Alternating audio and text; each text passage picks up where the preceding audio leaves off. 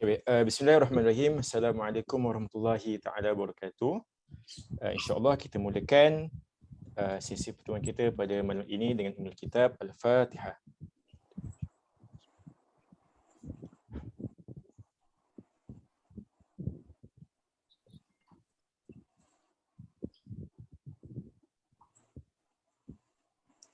Alhamdulillahirabbil alamin, wassalatu wassalamu ala asyrafil anbiya'i wal mursalin wa ala alihi wa sahbihi ajma'in.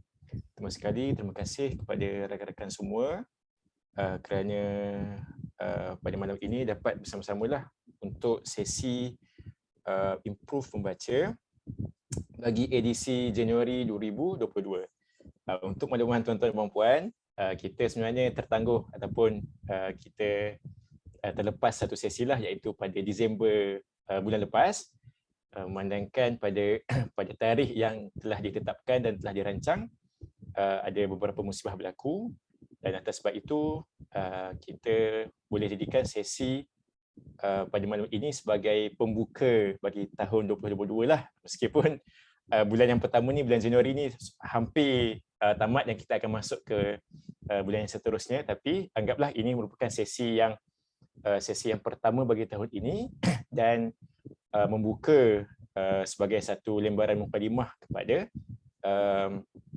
kita punya hobi membaca lah, yang mana hobi membaca ni bukan sepatutnya tidak sepatutnya menjadi sebagai satu hobi, tetapi menjadi satu tabiat yang antara ciri-ciri orang berjaya, iaitu tabiat membaca, because leaders are readers. Jadi penting untuk kita terus menjadikan sesi-sesi seperti ini satu budaya, meskipun apa situasi ataupun kekangan hadirin ke, itu bukan penghalang lah, sebab kita faham ramai je yang ada keinginan nak sertai, tapi bukan semua yang dapat sertai lah.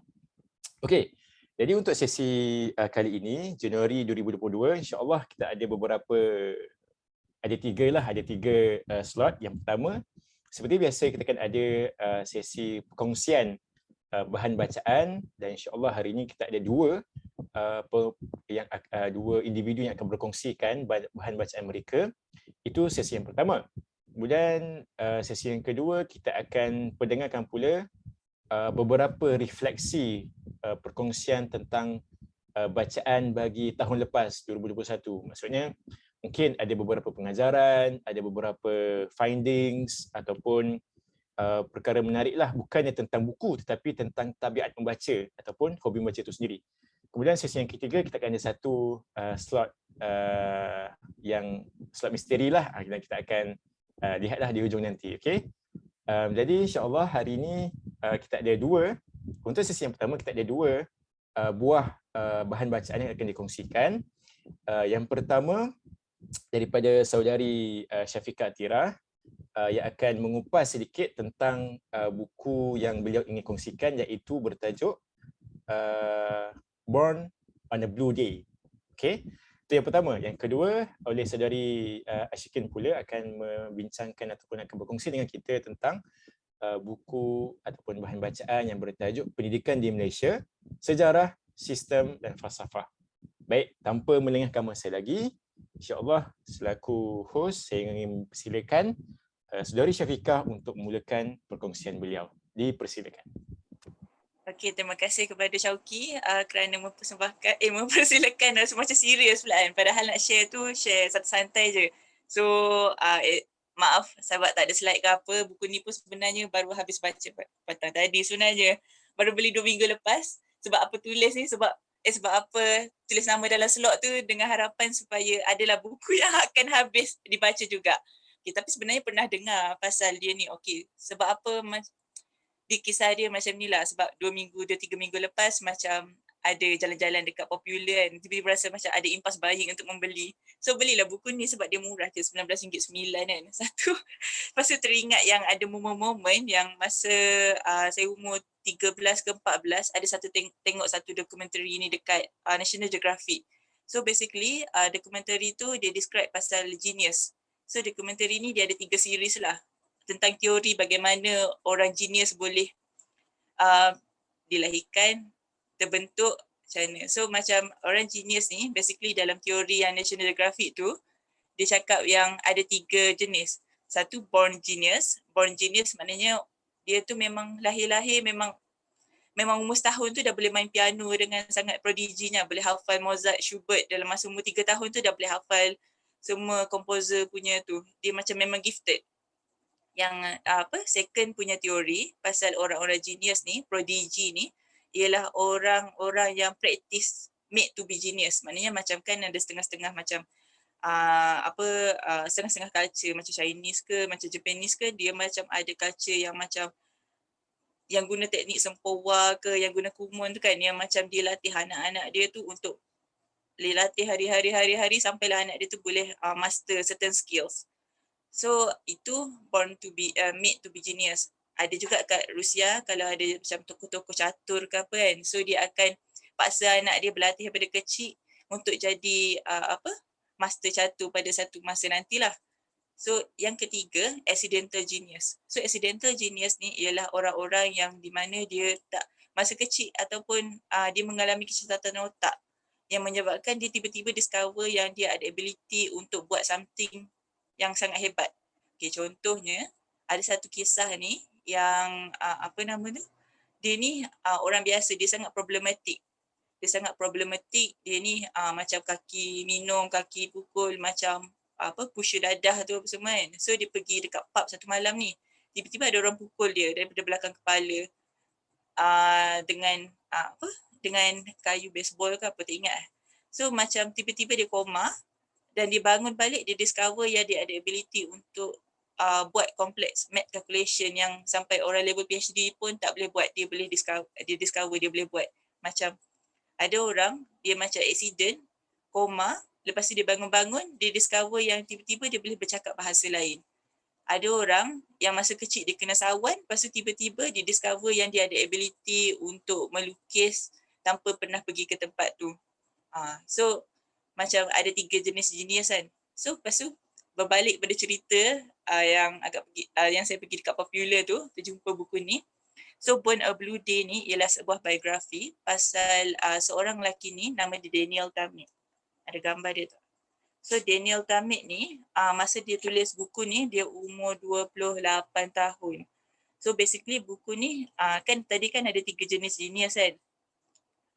Born genius, made to be genius, dan 3 accidental genius. So Daniel Tammet ni ialah kategori yang ketiga. Dia ni accidentally genius. Sebab apa? Sebab masa dia kecil dia kena sawan, dan bila dia kena sawan tu dia discover yang dia masa kecil lagi, lepas dia kena sawan tu dia tahu yang dia tu different than other people, tapi dia tak tahu apa dia, dan dia discover yang dia ada ability untuk macam segala benda dalam hidup dia nampak dalam bentuk numbers lah. Dia ada kemahiran untuk, orang panggil ni sinestetik. Sinestetik ni maknanya kalau macam kita nampak nombor tu sebagai nombor, ataupun kita nampak senses kita ni nampak bau lah, bau wangi ke bau busuk kan, ataupun kita dengar lah. Tapi sinestetik ni maknanya the ability of perceiving things differently. Contohnya macam Daniel Tammet ni, dia nampak nombor tu sebagai bentuk. Dia nampak nombor sebagai bentuk, maknanya dia ada emotional attachment. Bila dia nampak nombor tu, bila dia tahu nombor tu, dia nampak nombor tu sebagai bentuk, atau dia boleh rasa yang contoh nombor 7 ni menggambarkan sesuatu yang sedih, ataupun nombor 13 ni dia nampak sebagai sesuatu yang tinggi. Nombor 3,778 ialah sesuatu yang sangat dalam. Macam tu, dia macam something emotional experience. Dan benda ni bila dia nampak benda-benda ni sebagai nombor ni macam ni, jadi pemikiran tu banyak revolve around nombor lah. So macam dia boleh buat complex math calculations, dia boleh ingat, memory dia sangat hebat lah kalau ingat bab-bab nombor apa semua ni. So kalau macam cikgu kata bagi nombor macam contoh 2,780 darab 3,560, so dia split second dia boleh dah bagi result berapa amount tu lah. So calculation tu, dia the way dia things tu lain. So sinestetik ni ada beberapa jenis lah. Ada macam dia boleh nampak nombor dan juga words. Macam kita nampak words. Contoh macam set lah. Tapi dia nampak set tu ada colour. Dia macam cara dia perceive things tu lain, fikiran dia tu lain. Sinestetik pun ada beberapa jenis yang lain. Ada orang tu dia macam dia boleh rasa muzik dengan lidah dia. So macam contohlah kita dengan music rock, lepas tu rasa dekat lidah ni macam mana music rock tu taste like. Ada orang sinestetik macam tu. Okay. Berbalik pada Daniel Tammet ni, so basically nama dia bukan Daniel Tammet pun, nama dia Daniel Corner kot, tapi dia tukar nama last dia. Okay, so dia ni selain daripada dia ni ada sawan masa kecil, so dia ni discover yang dia ni autistik sebenarnya, tapi dia high functioning punya autistik. Kan kalau orang-orang autistik, dia kan autistik kan banyak spektrum kan. Tapi dia ni bila dia umur 20 lebih baru doktor tu discover yang dia ni ada Asperger syndrome. Asperger syndrome ni basically ialah autism tapi mild punya case punya autism. Maknanya dia still boleh function macam manusia biasa, cuma dia lambat dan dia ni 7. 7 ni maknanya dia ada extreme dia ni extremely genius dekat satu bidang tapi bidang lain dia kurang. Contohnya macam Daniel Tammet ni, dia ni sangatlah talented dalam nombor dan language. Dia boleh master satu language dalam masa seminggu sahaja. Dia dah sekarang masa bertulis buku ni dia dah master 12 language. Dan dia apa dah cakap tadi? Lupa dah. So basically tapi kekurangan dia ialah dia lack of social skill.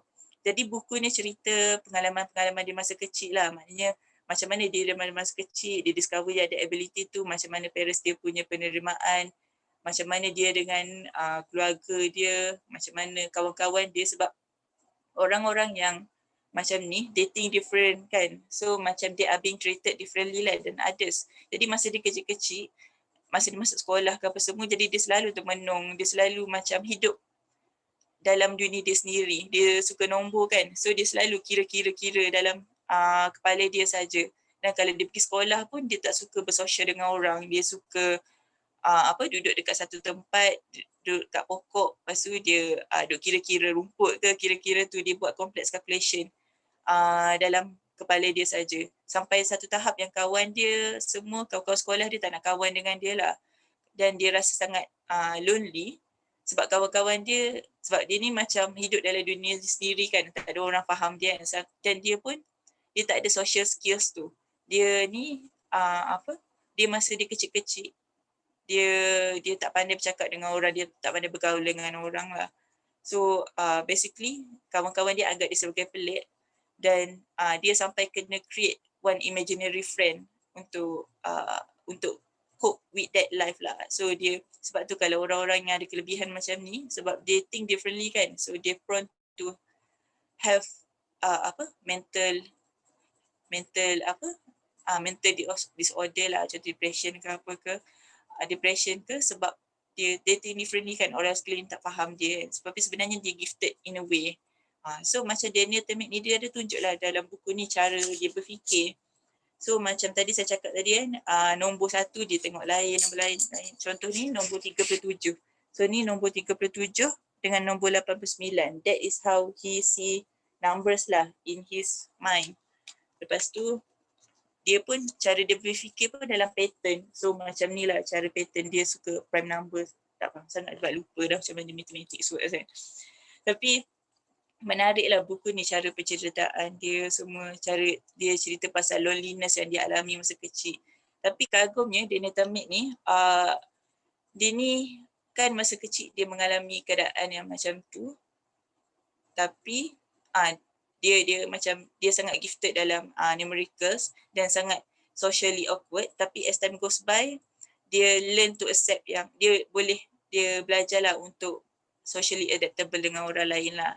Tu bagusnya pasal Daniel Tammet ni, sebab kebanyakan orang yang genius ataupun yang prodigy yang mengalami sindrom 7 ni yang extremely talented kan, biasanya kalau dia dah hebat dalam satu benda tu, contoh hebat melukis ke apa semua, dia akan terus shut down daripada benda lain. Tapi Daniel Tammet ni still boleh living a life macam orang biasa. So dia ni one of the rare cases lah yang berjaya. Tapi dia cerita juga yang masa kecil-kecil sebab apa yang walaupun dia ni autistik, tapi boleh cope well sebab mak ayah dia masa kecil-kecil mak ayah dia ni bawa dia jumpa dengan doktor macam examine dulu dia ni macam mana so doktor tu bagi nasihat. Dan juga mak ayah dia tahu yang dia ni suka buku, suka number, so bagi support dari segitu. So sebab itulah he turns out well sekarang. Macam bagi kebanyakan kes yang macam dia tak ramai yang dapat support. Macam dengar dia sendiri. Itulah. Dia macam interesting lah cara dia fikir tu, cara dia fikir dan cara dia overcome the obstacles tu macam mana. Sebab dia pun dia tak reti untuk express diri dia masa kecil, tapi as time goes by, macam based on observation, dia belajar lah. Dan macam interesting lagi lah. Apa lagi lah. Oh ya, salah satu remarkable things yang dia buat, dia sebab dia boleh ingat nombor dengan sangat banyak kan. So dia cipta word records dalam, kan kita kan ingat nombor pi tu kan, 2 pi r tu kan, pi tu 3.142 Tapi dia ni boleh ingat sampai 22,000 berapa ratus decimal points lah. Dia boleh hafal. Maknanya memory dia tu begitu banyak, begitu macam kuat sekali lah. Dan benda tu jadi word of records. Kalau tanya saya, benda yang pagi tadi buat apa tak ingat, tapi dia ni memory dia punyalah tinggi lah. Tapi apa lagi lah. Tapi dia ceritalah juga masa dia kecil-kecil ni dulu macam mana semua. Lepas tu dia cerita juga yang at one point dia jumpa dengan seorang, kan dulu-dulu Asperger syndrome ni atau autism ni tak begitu dikenali ramai. So macam dia ni lahir tahun 70 something. So dia ni diconsider sebagai seorang yang pelik. Sampailah besar, umur 24 tahun baru doktor diagnose dia sebagai Asperger syndrome ni. Asperger syndrome ni macam Syahrukh Khan dalam cerita My Name is Khan tu lah. Tapi My Name is Khan tu macam tahap yang sangat dahsyat lah. Macam tak boleh nak interact kan. Tapi dia ni still ada social cues lah. Dia boleh faham. Cuma lambat untuk dia develop benda tu. Dan satu lagi,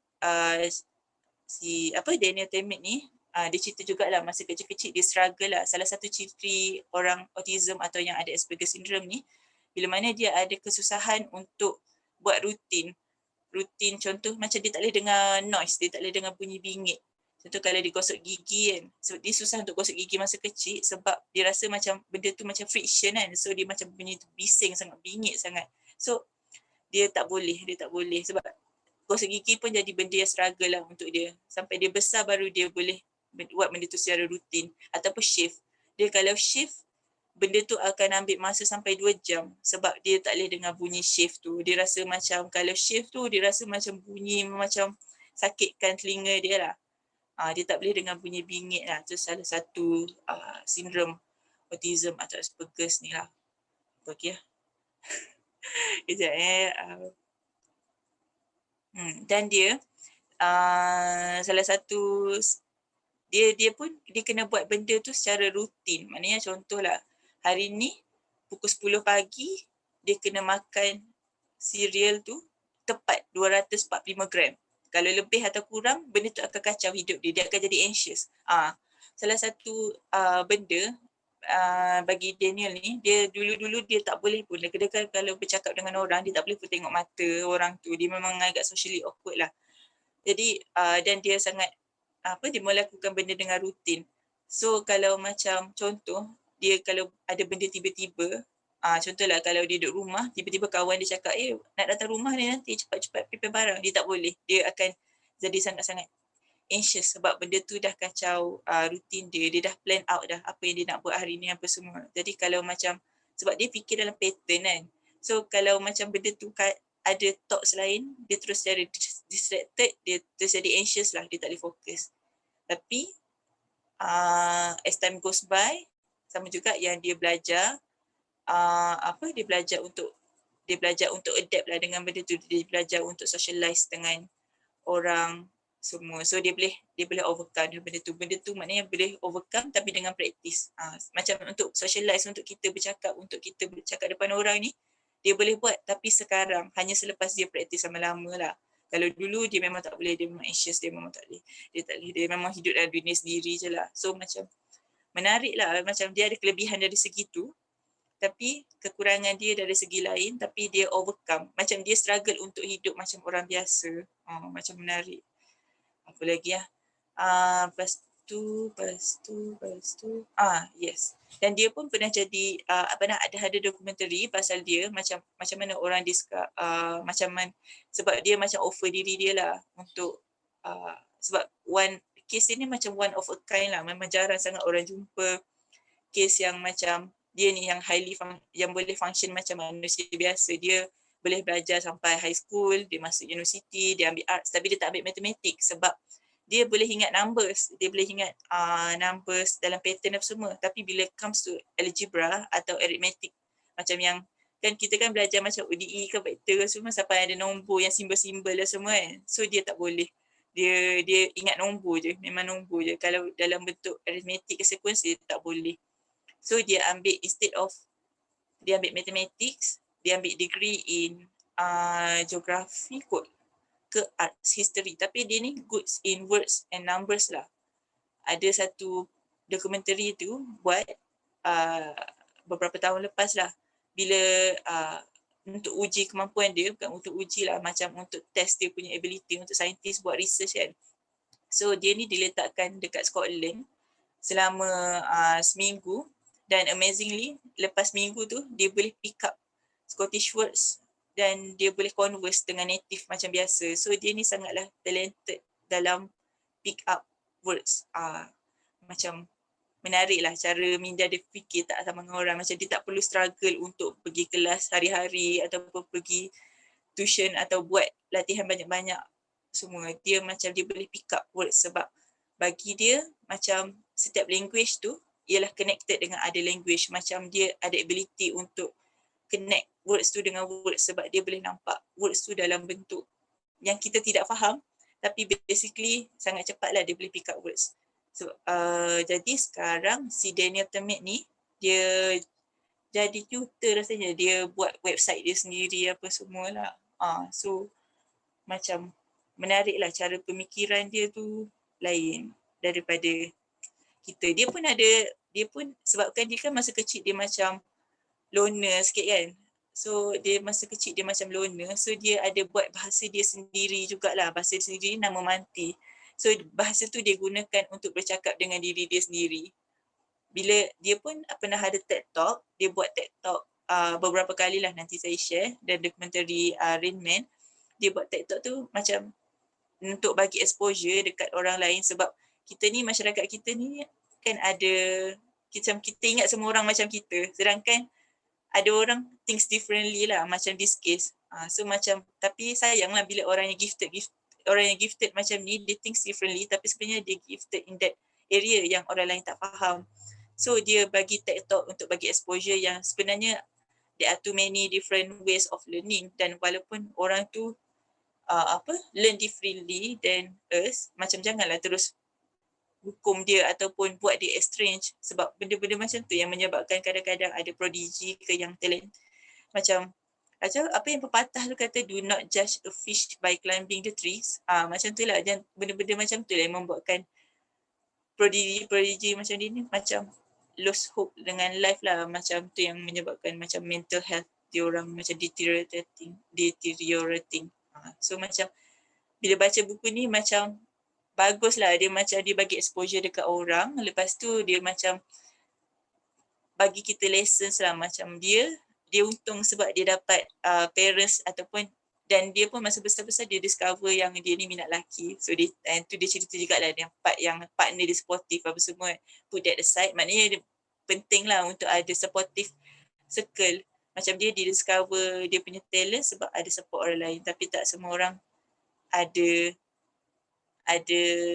privilege macam tu. So macam benda macam ni macam eye opener lah juga. Rasanya tu je kot, saya macam tak tahu dah nak cerita apa. Rasanya tu je kot. Ada apa-apa soalan ke apa ke kembali kepada MC ke? Okay, terima kasih kepada Kak Syafiqah di atas kongsian tadi. Bila cerita tentang buku ni, saya teringat satu sitcom. Sebab saya peminat sitcom The Big Bang Theory. Mungkin ada yang pernah tengok The Big Bang Theory ataupun siri Young Sheldon, di mana samalah karakter dia.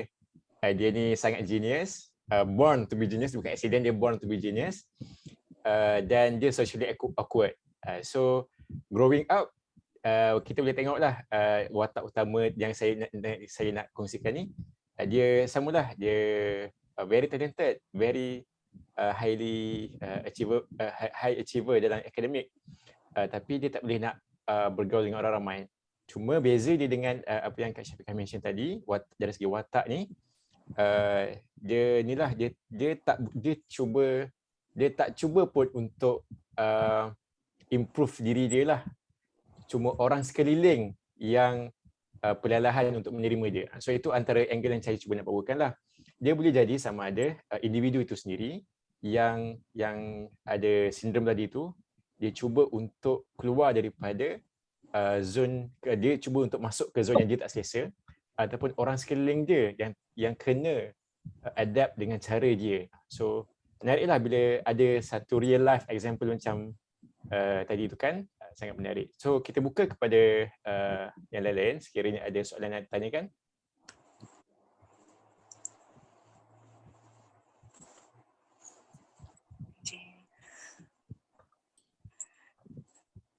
Okay, macam saya ada satu soalan sebenarnya bila disebutkan tadi kan. Okay, first buku ni ditulis dari first point of view ke macam mana? Yes, first point of view. Maknanya dia cakap I. Betul. Okay. Second, bila dia diagnose, bukanlah diagnose, tapi bila dia discover diri dia macam tu, ya sebab dia kan agak imaginary, so dia banyak membayangkan dan sebagainya. Macam mana pakar ataupun ada dia ceritakan tak pakar ataupun sesiapalah yang mengesahkan beliau ni memang ada kebolehan tersebut, contohnya macam membayangkan numbers in shapes and in numbers in language or what not. So macam mana benda tu disahkan oleh orang bukan seperti dia lah? Yang tu sebenarnya tak silap lah dalam buku ni, cuma disahkan bila dia umur 24 tahun je yang properly diagnosed. Sebab masa kecil-kecil doktor tu cuma cakap yang sebab dulu tak ada research pasal ni semua, yang memang tak tahu apa-apa lah. So doktor cuma cakap dia autistic je. Macam dia ada speech delay, dia ni gifted in that things tapi tak tahu specifically benda tu apa. Tapi dia boleh discover yang dia suka nombor apa semua ni sebab dia ada adik-beradik. So adik lelaki dia ni suka macam buat dia macam bila macam dia suka main readers lah dengan adik-beradik dia ni. So adik dia ni macam sukalah tiba-tiba jump out, macam suka bagi 780 berapa. Dia macam main readers macam tu. So itu yang dia discover, dia boleh buat nombor apa semua. Tapi macam jenis-jenis yang lain, macam Seven yang lain, dia ni memang jenis dari segi tu, dari segi language dengan dari segi matematik. Tapi dari segi benda-benda lain tu sangat average je lah. Tu yang dia kat sekolah apa semua macam biasa je lah. Dan sekolah pun dia tak boleh nak pergi, macam dia tak boleh nak pursue. Kalau ada setengah orang kan macam dulu-dulu kes yang Sufiah Yusof ataupun tu macam dia boleh terus umur 14 terus boleh ambil PhD dekat matematik apa semua kan. PhD matematik dekat universiti mana-mana, tapi dia tak, dia benda lain tu dia average je. Cuma dua field ni je yang extremely talented, tapi masa tu tak ada benda yang support dia. So benda tu hanya discover betul-betul, research betul-betul yang tahu yang ada this, apa orang panggil tadi, synesthesia ni, yang ability untuk tu masa dia umur 24 tahun je. Masa dia dah besar dah, dia dah boleh ada social skills lah. So dia macam adapt lah dengan benda tu.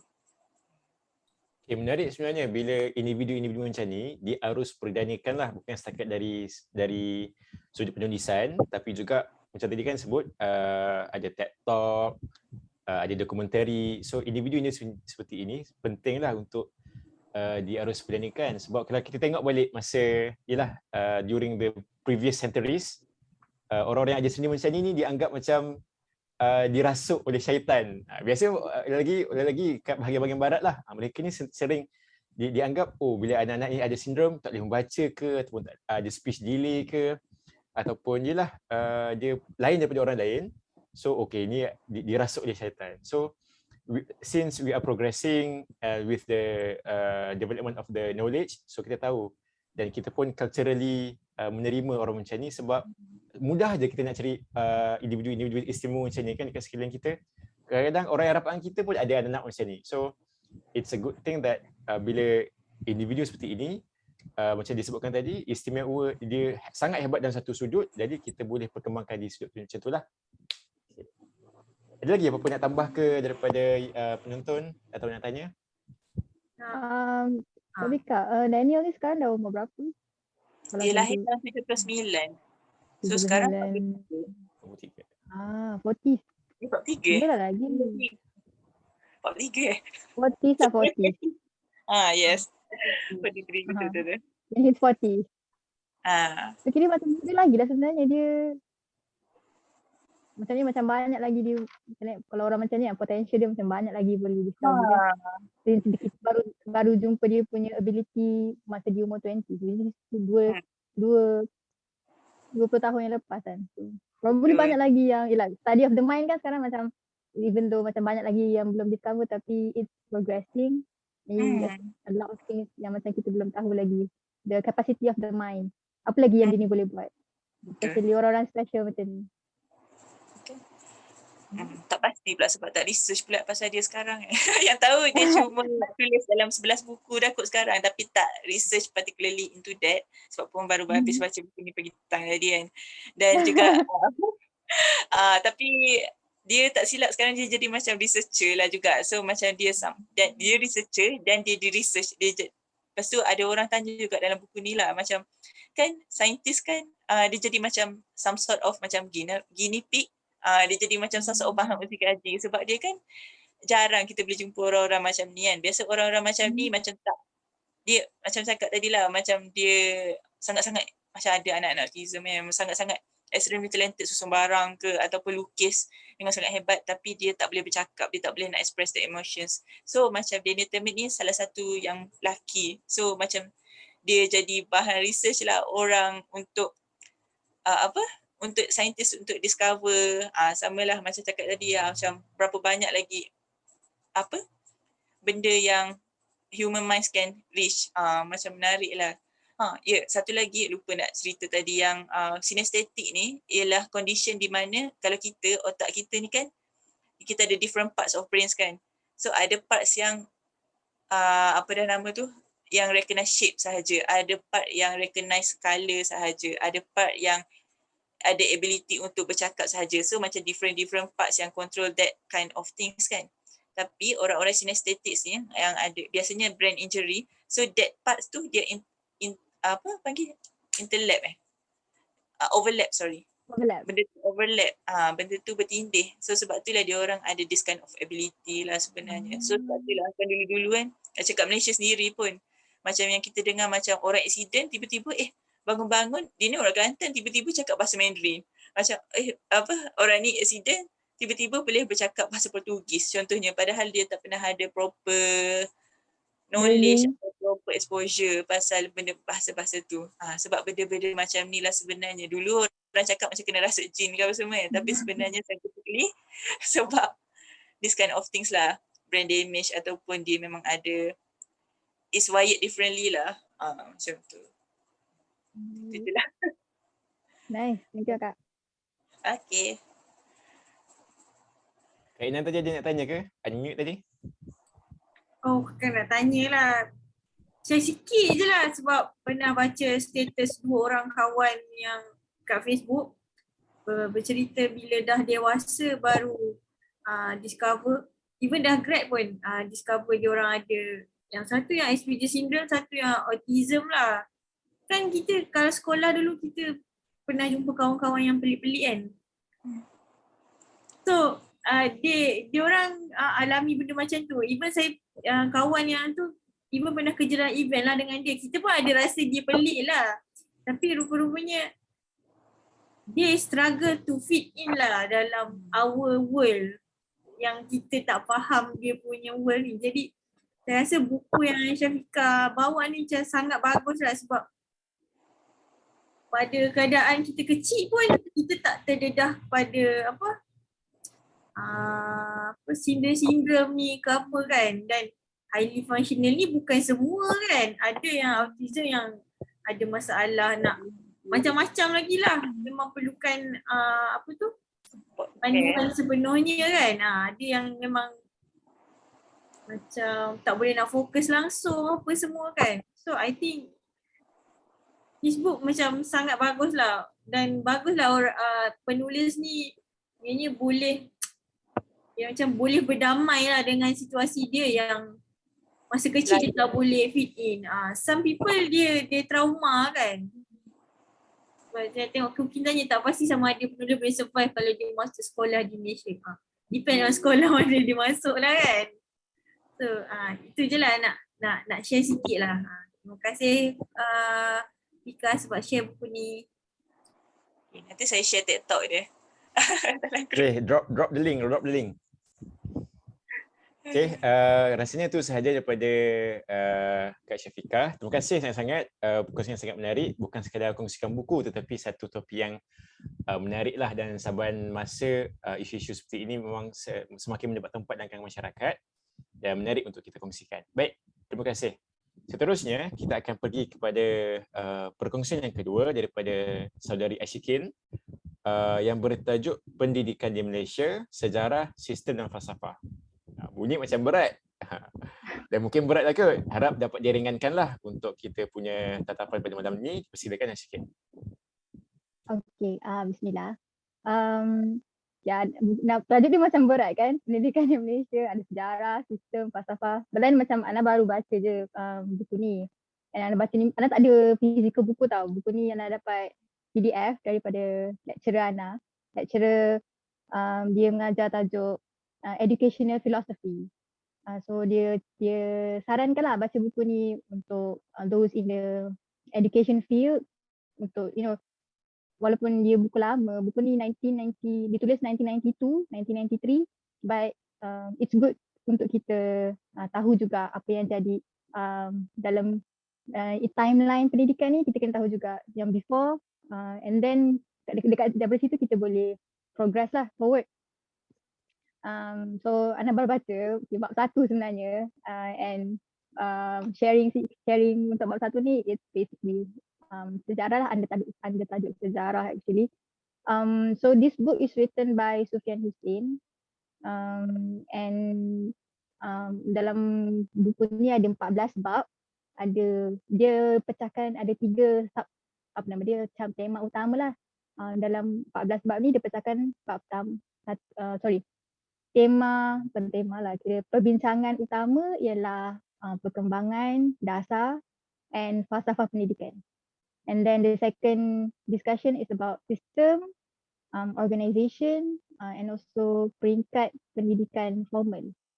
And then the third one would be aliran perkembangan dalam pendidikan formal and non-formal.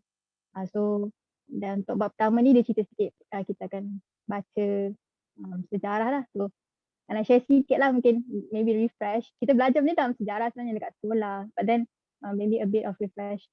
So pendidikan dekat Tanah Melayu ni start in the 1400s, dibawa masuk oleh orang Arab, pedagang Arab, dan juga pedagang daripada India, and they are Muslims. So mereka bawa masuk pendidikan ke Tanah Melayu through sekolah-sekolah pondok. So, sekolah-sekolah pondok ni dekat negeri-negeri kat Tanah Melayu ni, for example kat Perlis, Kedah, Melaka, Terengganu, Kelantan. And sebab dia bukan Tanah Melayu je masa tu, so it extends to now that we call Brunei lah. So dia besar lah kat situ. And then pengajian-pengajian agama ni diorang buat waktu malam, yang dihadiri oleh imam, and then men and women also. Diorang belajar dekat surau sebab tak ada sekolah proper kan, so buat surau. And then also kita juga dah tahu pendidikan ni diperluas, contoh kalau in terms of macam pendidikan agama Islam, ataupun ajaran agama Islam ni through perluasan kuasa, empire. So, Kerajaan Melayu Melaka, Riau, Brunei. So through jajahan lah. And then moving forward to the 1800s sampai 1956, kita diperkenalkan pendidikan di bawah zaman pemerintahan Inggeris. So bawah zaman pemerintahan Inggeris ni kita dapat lihat the main pecahan pendidikan ni through vernacular system. So ada 5 jenis sekolah-sekolah yang kita dapat nampak ialah sekolah vernacular Melayu, sekolah vernacular Cina, Tamil, sekolah Inggeris, and then sekolah macam sekolah pondok lah, madrasah. Sekolah Arab. Yes. Madrasah. And then so kita dapat tengok kat situ macam mana macam mana 5 sekolah berkena-kena ni ditubuhkan. Dia related to ada 4 faktor, which is politik, ekonomi, sosio budaya and also agama. So if we look dari segi politik, so disebabkan Inggeris campur tangan dalam pentadbiran dekat tanah Melayu masa tu, so diorang bina sekolah-sekolah. Diorang tak, Inggeris ni kira diorang tak peduli pun nak sebenarnya nak bangunkan pendidikan kat tanah Melayu because tak ada benefit pun untuk diorang. But then they built juga schools untuk anak-anak bangsawan Melayu. And also dan sekolah-sekolah ni ada, so different school ni different curriculums, different system. So that is how political factor menyebabkan tu punya sekolah. And then also economy, because at the time diorang orang Inggeris bawa masuk the Chinese and the Indian untuk kerja dekat Lombung Bukit Timah, and also bekerja dekat ladang kopi, ladang gambir dan ladang getah. So kat situ orang Inggeris diorang beri kelonggaran pada orang Cina untuk bina sendiri sekolah vernacular Cina. And then untuk orang-orang Tamil yang bekerja dekat ladang. And then also diorang bina free schools. So what are the free schools yang kita ada kat Malaysia ni? Contoh Penang Free School, Victoria Institution kat KL, King Edward VII, and Malacca Free School. So these are the free schools yang diorang bina. Semua sekolah-sekolah ni diorang bina untuk semua bangsa. So everyone can enter tapi ada yuran. Beza lah sekolah lain. And then also disebabkan capitalism, sebab orang Inggeris ni nak kita ni workers bekerja untuk dapatkan profit untuk diorang. Diorang bina sekolah teknik. And then bahasa pengantar diorang guna English kat sekolah tu. Sekolah teknik, sekolah pertanian. Nampak tak? Very specific kepada field yang diorang fokus on, yang boleh dapatkan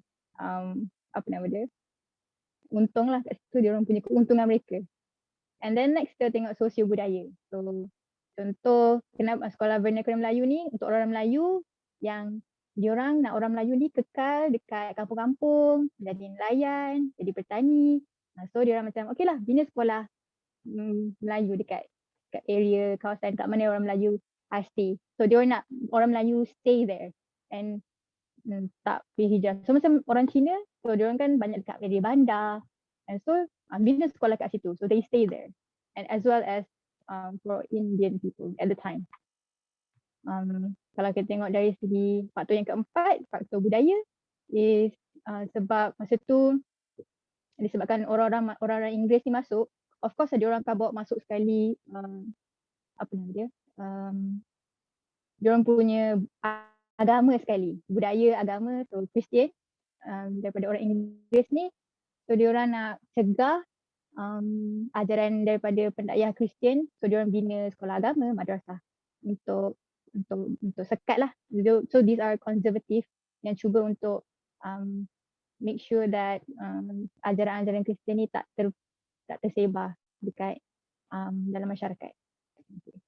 So that is the 4 factor kenapa sekolah-sekolah vernacular ni boleh wujud dekat tanah Melayu at the time.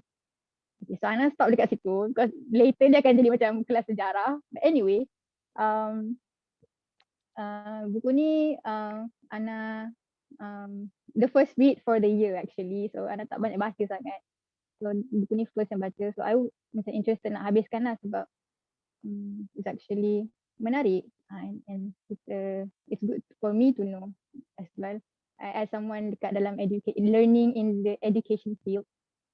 And then kalau kita tengok sejarah macam kita learn about that. But then now is the 21st century, right? So kita dah ada banyak progress daripada situ. And since, for example, the nearest event, which is COVID, has changed the education system, cara kita pandang education, digital education sekarang sangat berubah. So kita kena melihat how are we progressing from here and then looking in the future.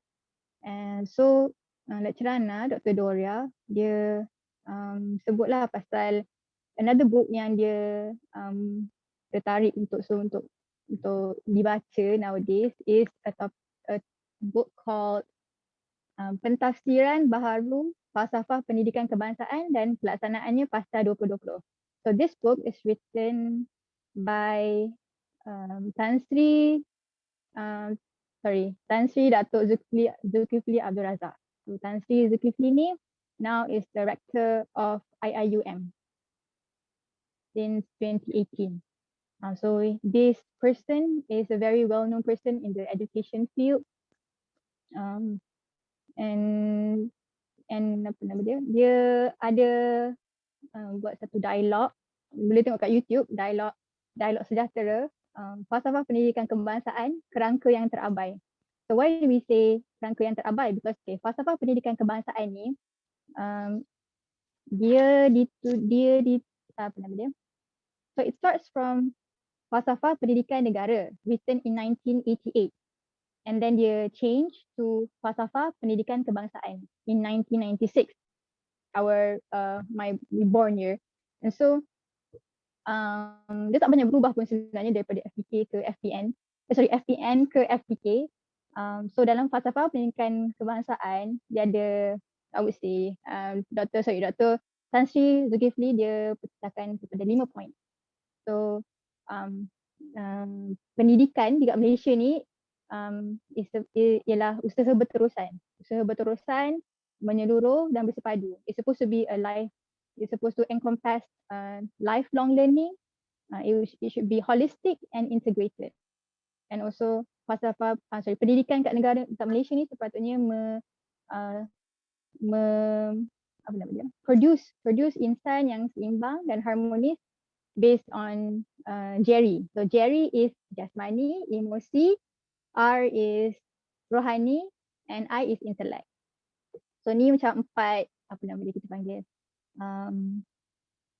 penanda aras lah untuk kita check if a person ataupun insan yang diproduce melalui pendidikan Malaysia ni sudah seimbang dan harmonis. And juga kita based on main kita based on kepercayaan kepada kepatuhan kepada Tuhan.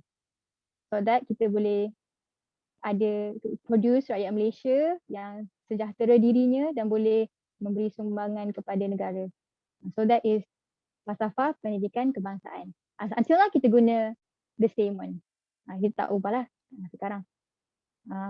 So menarik untuk tengok balik adakah so Tan Sri Zulkifli ni dia membahaskan macam mana falsafah pendidikan kebangsaan ni dia it's nice on the paper, it's written neatly and everyone can get where are we heading to melalui pendidikan kat Malaysia. But sekarang kalau tengok reality, is it following that falsafah pendidikan kebangsaan or is it kita dah lari daripada falsafah yang kita tulis.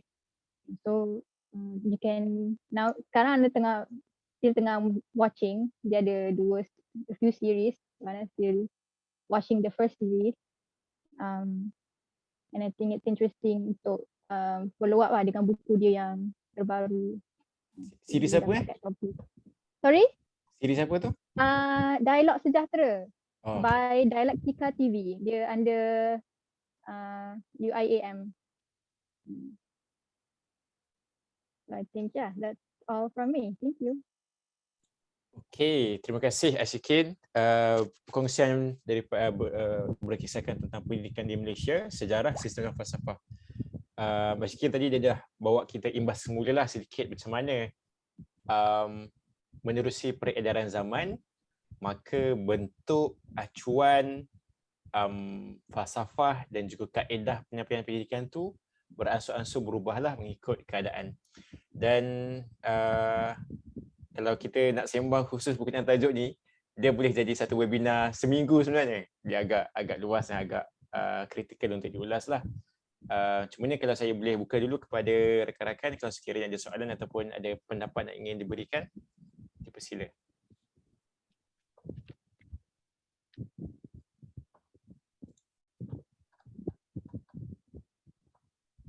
Okey, ada soalan daripada saudara Luqman.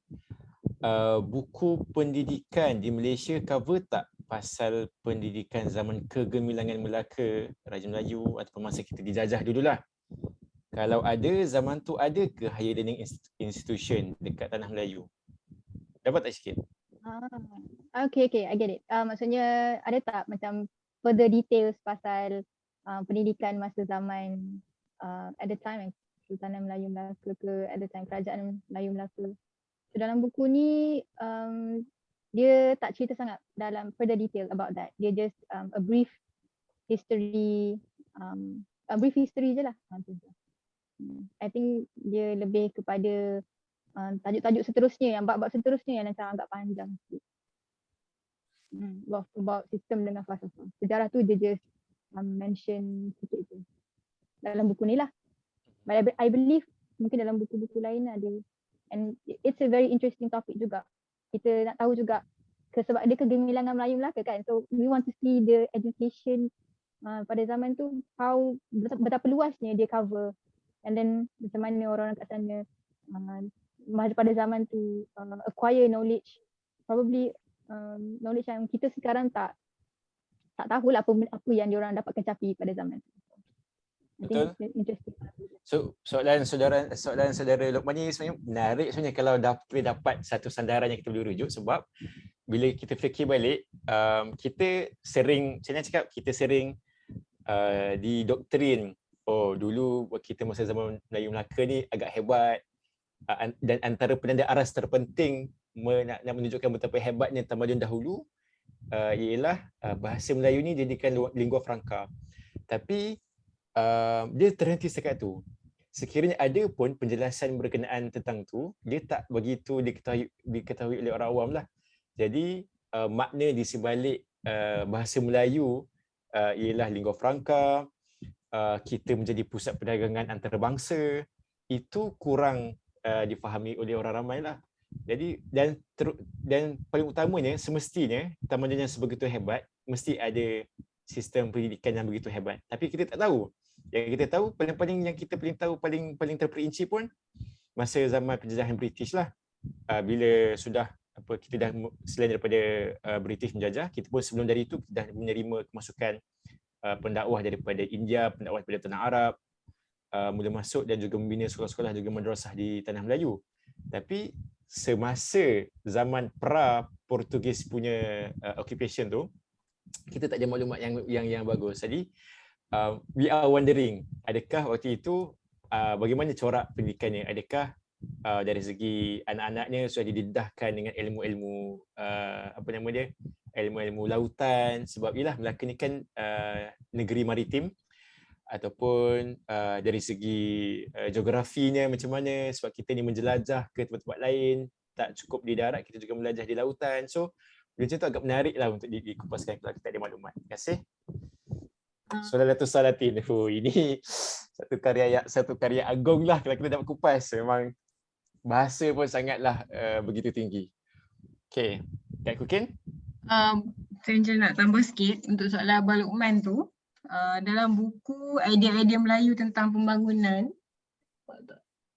oleh Prof. Syahrudin Ma'aruf, dia ada menjawab sebenarnya ada sorotan tentang sistem pendidikan masa zaman pembesar, masa zaman Kesultanan Melayu Melaka. Ada tulisan Abdullah Munshi. Sistem pendidikan zaman tu, kalau orang Melayu yang biasa, maksudnya rakyat biasa, dia akan pergi ke madrasah. Yang tu adalah sistem pendidikan yang nak kata formal, bukan formal lah. Maksudnya semua orang pergi, orang biasa pergi. Tapi dia ada pemisahan dengan antara orang biasa dengan bangsawan. So dia anak raja ke apa tu, sistem pendidikan dia lain. Dan benda tu berterusan sehingga sampai sekarang. Dan benda tu ada kesan lah sebenarnya sebab kita end up kita ada pemerintah yang tidak faham nature dan keperluan dan juga cara fikir rakyat biasa yang duduk dalam sistem pendidikan biasa ni. Jadi buku ni sangat menarik lah. Nanti saya share yang masa yang 5 minit tu. Okey, cantik. Okey, boleh. Okey, maksudnya kita ada rujukan yang kita boleh tahu. Okey, sekejap lagi kita boleh dengarkan dulu dekat Kokin. Okey, lagi seterusnya. Kalau ada soalan ataupun penambahan. Dan sekiranya tak ada, terima kasih kepada Ashikin di atas perkongsian berkisahkan tentang pendidikan. Okey, jadi selesai.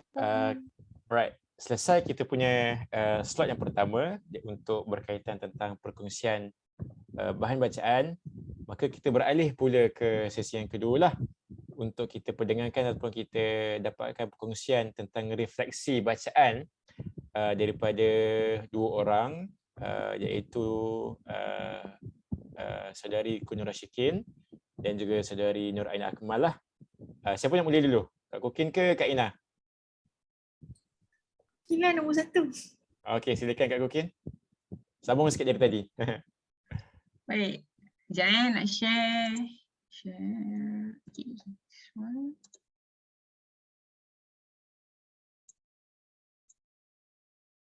Baik. Senang sikit nak tunjuk. Okey, untuk tahun lepas, nasib baik record dekat Goodreads. Kalau tak ingat. Katakan dalam ni buku yang saya habiskan kira kulit ke kulit lah. Mungkin ada yang pasal food security tu skip lah. Dalam semua buku yang berjaya dihabiskan tahun lepas, yang paling memorable sebenarnya yang idea-idea Melayu tentang pembangunan. Yang tu saya baca paling awal, bulan Januari.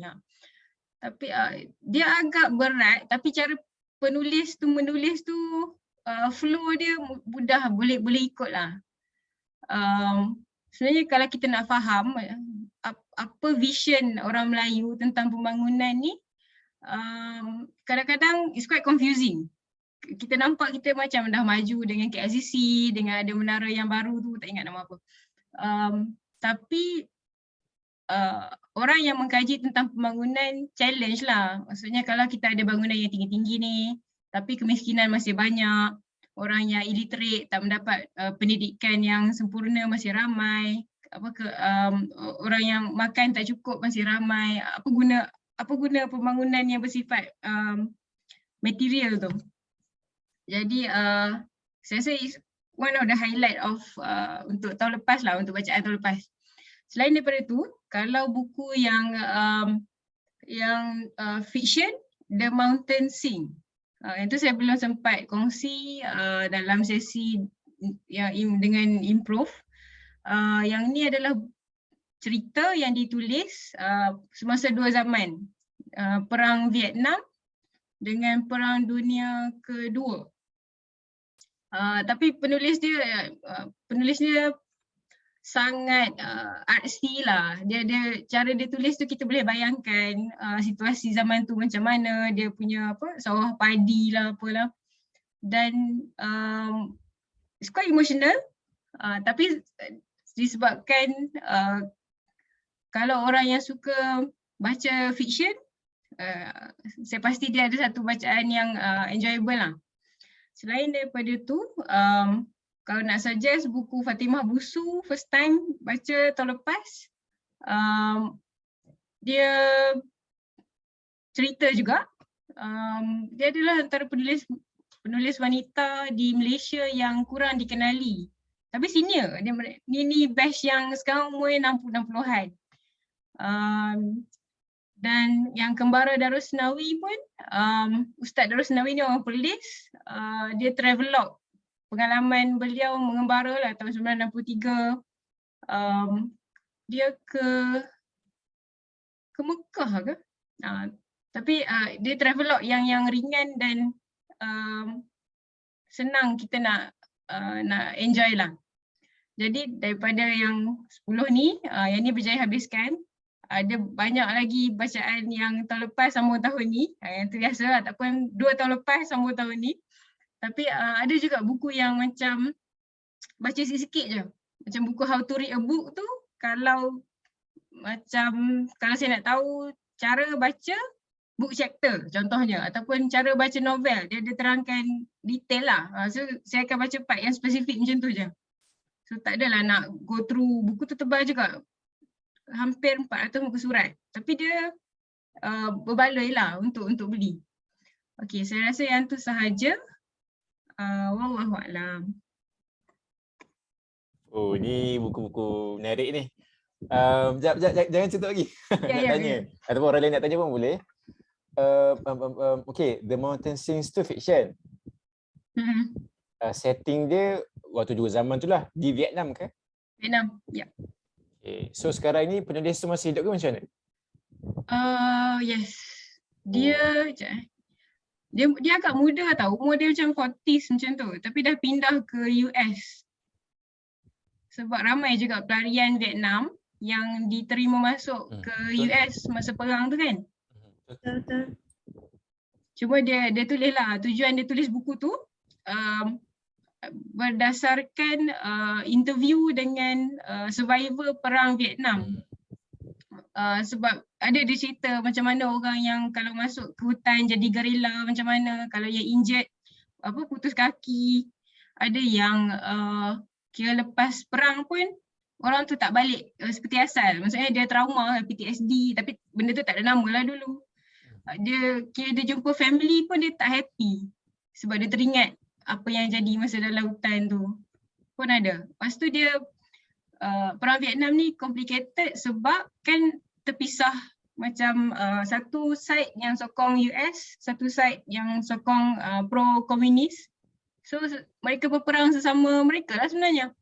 So boleh jadi yang dia bunuh tu adalah kita punya saudara, yang somebody yang related. Cuma sebab kita berdiri di stand yang mana. Dan benda tu ada yang balik tu dia tak boleh terima yang dia bunuh somebody yang dia kenal. So yang tu lah, yes. Yang tu very recommended lah. Tapi yang kedua adalah buku idea-idea Melayu tentang pembangunan. Boleh cari dekat Gerak Budaya. Okay, satu soalan. Since dah mention pasal buku idea-idea Melayu tentang pembangunan tu, cuba kongsikan satu poin yang paling spektakular sekali tentang idea Melayu tentang pembangunan ni. Alright. Paling spektakular. Kalau kita baca buku ni, kita akan faham kenapa kita stuck sekarang. Sebab vision pembangunan leaders, maksudnya pemimpin yang kita ada sekarang tidak sama dengan visi pembangunan yang rakyat perlukan. Salah satu sebabnya adalah pendidikan. Sebab yang very concrete, sistem pendidikan. Okey, baik. Terima kasih. Ada ke lontaran untuk Kak Kukin kalau ada? Okey, kalau tak ada kita beralih pula kepada perkongsian daripada Kak Ina pula. Silakan. Ada slide ke? Slide tapi nak share good reads lah macam tu. Tadi fikir pula nak ni kan. Tunjuk.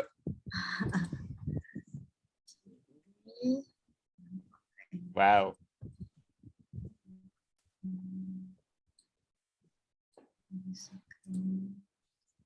So kalau tengok yang ni sebenarnya you have reached 26 of 35 lah. Sebenarnya tahun 2020 dapat baca 34.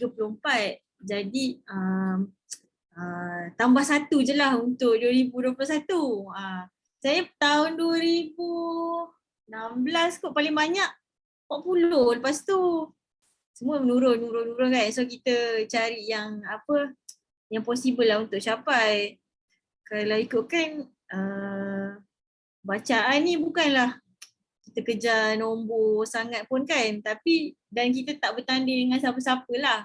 Cumanya bagi akak, bagi saya meletakkan sasaran ni sebenarnya bantu untuk push diri sendirilah. Lagipun yelah buku beli tapi contohlah kan, sebulan beli 3 tapi baca 2.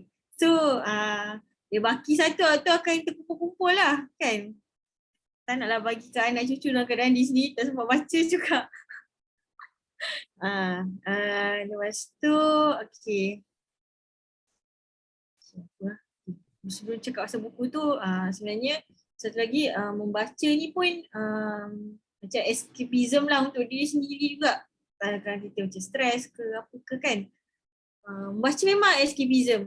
Terutamanya baca buku fiction. Dia macam kita lari daripada dunia yang kita ni masuk ke dunia orang lain kan. Lepas tu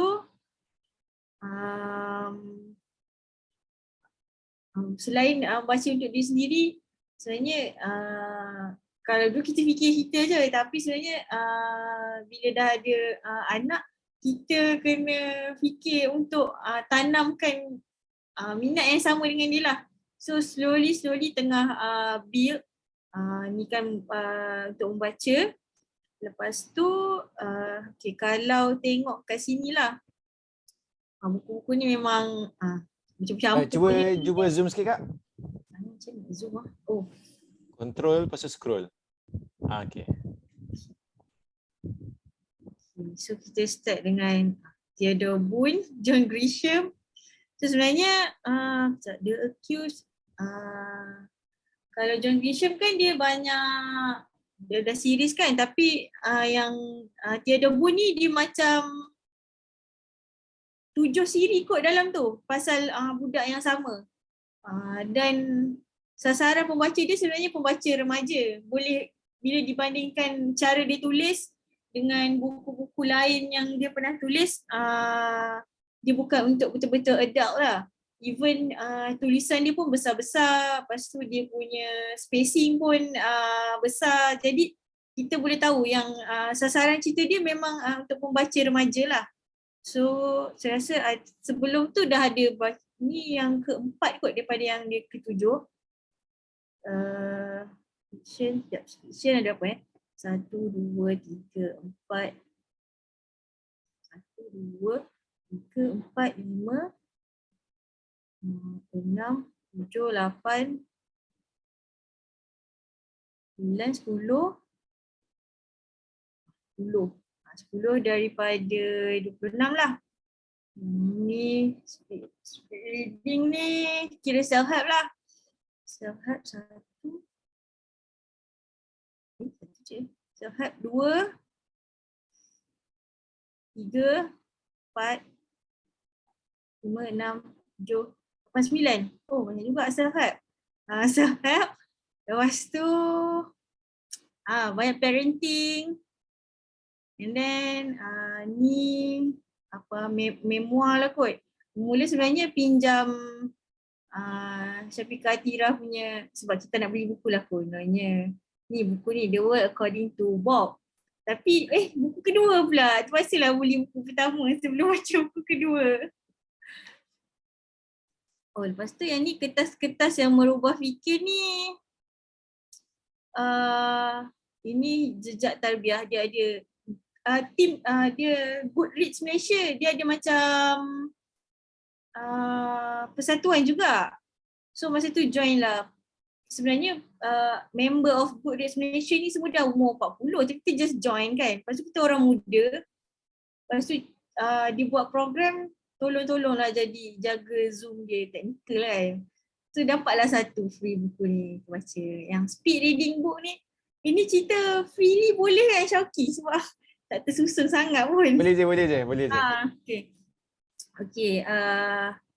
Jadi anda datang macam biasa, best lah. John Grisham pun ya. Lepas tu speed reading book ni sebenarnya bila baca, kita try jugalah untuk jadi speed reader. Tapi lalas kalau ikut saya tak apalah, stay to our pace je lah, sebab baca nak enjoy kan. Tapi memang saya ada kawan yang speed reader lah, jadi dalam setahun dia boleh baca 100 buku. Itu ikut masing-masing lah, ada orang macam kritik lah dapat ke apa semua kan, tapi memang ada kajian yang dijalankan sebenarnya memang benda tu masuk ke otak. Even kira macam pembaca terpantas, masa tu dia baca buku Harry Potter yang last tu, yang ketujuh dia baca dalam masa sejam ke tak sampai sejam, tapi dia boleh ceritakan balik. Maksudnya ability tu memang ada dan benda tu boleh dilatih. Cumanya bila try buat kan, bila rushing benda tu put a stress on myself lah. So tak apalah, just enjoy. Lepas tu ni profesor. Profesor ni, masa bentang profesor ni kita tak ada improve membaca lagi tau. Masa tu masih suri membaca. Masa tu ada Faisal Tehrani. Buku ni very controversial lah. Tak silap dia cetak cuma 1,000 ke 1,500 je. Itulah. Nak cerita pasal profesor ni, cerita panjang tak apa. Nanti maybe boleh share dalam group je. Okay, Bumi Manusia. Bumi Manusia ni sebenarnya tetralogi. So ada lagi 3 buku yang menunggu di belakangnya belum dibaca. Okay, 4 bulan di Amerika. Ni Hamka tulislah masa dia pergi Amerika. So time tu 1950 berapa ke. So orang tanyalah macam mana ke Amerika, pergi tak Hollywood apa semua. Jadi Pak Hamka bin Pak Hamka untuk menjawab soalan itu terbitlah 2 buku kan. Cerita pasal perjalanan, yang pertama ni lebih kepada perjalanan lah, dan sedikit reflection. Tapi yang kedua ni memang fully on reflection. Lepas tu okay, contohnya jalanan ni Slovit lah. But Slovit dah lama, last dia buat 2013 kot. So kita dulu kan memang panggil lah kipas susah mati lah Slovit ni kan. So just ulang lah. Satu lagi contohnya jalan ni sinonim dengan bulan Ramadan. Kita just nak dapat feeling balik lah. Tapi yelah, buku yang kita baca masa kita umur 18, 19 takkan sama lah pandangan kita bila kita dah umur 29 masa tu. So Street Cat Named Bob ni pun buku yang best lah. Dia cerita pasal hubungan dia dengan kucing selama 14 tahun. Bob pun dah tak ada sekarang. Follow the Flow, Aiman Azlan. Maksudnya ada yang cakap pernah baca buku ni, tak sure siapa. Tapi ni lebih kepada macam untuk maybe isu kerjaya ataupun yang rasa kerjaya dia tak best ke, ataupun ni untuk dia bertahan. Kiranya macam ia buku sihat yang bagus untuk orang Malaysia. Sebab kadang-kadang bila kita baca buku sahab dari luar negara, there's something we cannot relate. Tapi bila biasanya penulis tu dari Malaysia, even though dia tulis dalam bahasa Inggeris, kita punya ni lebih kita boleh relate lebih baik lah.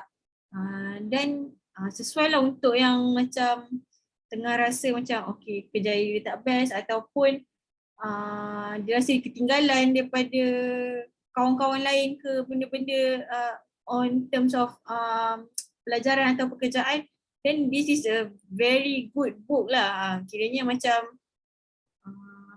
dia comfortkan kita dan sama dia bagi kita jalan jugalah.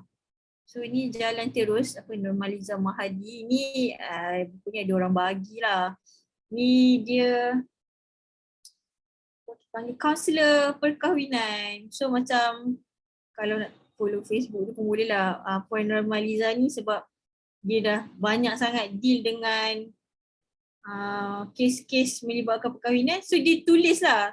Sebab orang kalau ni kan dia terima dengar kan. So rasanya macam she need to macam dia kena luahkan lah juga kan. So dia kata dah banyak dah pasangan yang datang macam ni tapi tak buat pun. So dia tulis sebenarnya kena buat macam ni. Nampak macam dia pelekehkan tapi dia duduk dalam tu dah lama. So dia kata kalau tak buat tak jadi apalah macam tu.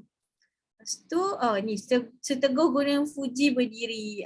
Ini Ustaz apa nama Ustaz ni?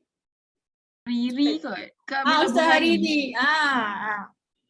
Ustaz tiga beradik yang dia yang Hal Ehwal Islam punya forum perdana tu kan. Ni perjalanan dia ke Jepun lah. Bila baca ni boleh rasa macam ni dia sebab dia ada ambil contoh Hamka dalam penulisan dia. So dia tulis lebih kurang macam tu. Dia akan cerita dulu apa yang dia nampak dekat Jepun, then dia reflection yang ni lah, reflection ke Malaysia. Macam salah satu yang paling ingat dekat Jepun ni dia cerita banyak agama ciptaan ciptaan sendiri. Jadi dia cerita balik yang kat Malaysia macam mana apa semualah, dan lain-lain punya macam budaya. So far yang ni okey lah, simple je. Yang Hamka ni dia best, tapi yang kedua ni lebih mendalam.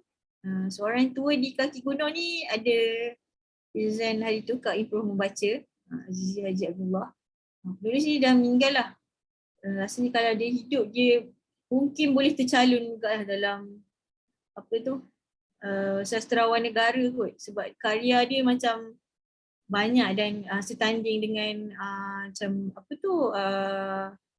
sastrawan lain lah. Hanya Ernest Hemingway, Winner Take Nothing. Actually sebenarnya sepatutnya ada projek menterjemahkan buku ni, tapi tak tahulah dijedahkan atau dihentikan selamanya oleh penerbit. So tak apa, tapi okey je lah baca. Cumanya susah sikit lah buku-buku tulis orang-orang yang veteran perang ni bagi saya agak complicated sikit lah pandangan dia kot. Even Lord of the Ring pun ditulis-tulis orang tu bekas orang yang terlibat dalam perang kan. Bila pernah cuba baca Lord of the Ring tu memang give up lah sebenarnya. So pandangan beza. Lepas tu saya ada baca 4 buku parenting. Repeat balik digital minimalism sebab kita suka sangat tengok telefon. Lepas tu deep work, ni pun how to break up with your phone. Benda-benda ni sebenarnya untuk peringatan diri balik lah. Yang ni buku Nadia Nuri, Anak Melayu di Palestin. Cerita buku kalau dia penerbit tak masukkan dalam Goodreads, dia akan jadi macam ni je lah, tak keluar detail full. So saya dapati ada buku yang kita memang tak boleh baca terus habis. Macam Kukin cakap how to read a book kan. Buku tu memang bagi saya tak macam mustahil lah kita nak habiskan. Dan bagi saya benda lain adalah certain buku parenting juga. Macam saya rasa buku parenting yang saya tengah baca mungkin dalam 3 atau 4. Tapi sentiasa berhenti satu bab.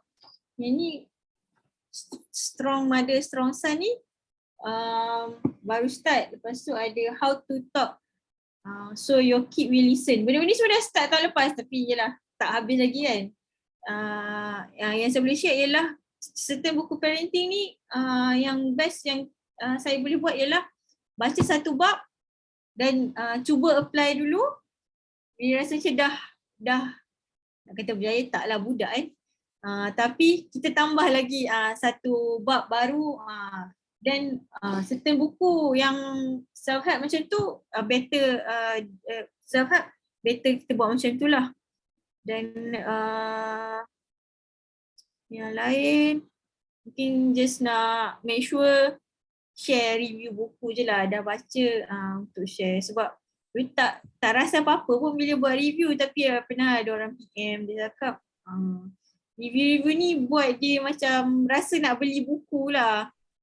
Kita bukanlah bookfluencer atau bookstagram yang tu kan, tapi punya at least kita punya apa tu kita punya apa yang kita buat ni sedikit sebanyak ada hidupkan minat membaca ke orang lain lah. Lepas tu sasaran untuk tahun ni saya tak ingat juga sasar berapa tadi. Balik. Rasanya sasar yang sama kot sebab tak sampai lagi. Saya tengok current